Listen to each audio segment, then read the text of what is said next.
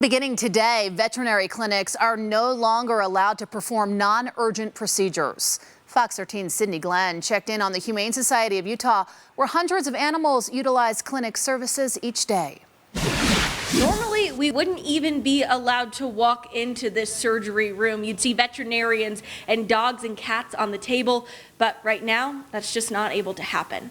It's just been a new challenge every day. An empty waiting room, an empty surgical room, and a mostly empty Utah Humane Society. You won't hear much of that sound right now, as the nonprofit is only taking in animals in need if it's an emergency. So we're operating differently than we normally do, but we're still here. While things look different, they're still doing everything they can to help the animals. This morning we had an emergency surgery. We had a cat that had eaten some string that was brought to us. Emergency surgeries are the only ones that will be happening here for the next month.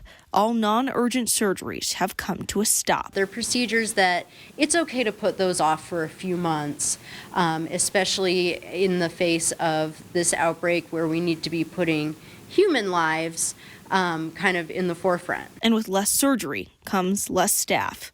Only one vet and one vet tech remain. That means they had to say goodbye for now to 5 vets and 11 vet techs. We had to say goodbye to some coworkers yesterday, and that's a really hard thing to do. Despite these daily challenges and empty rooms, the community support and the animals are keeping this staff going. People are still coming in to adopt.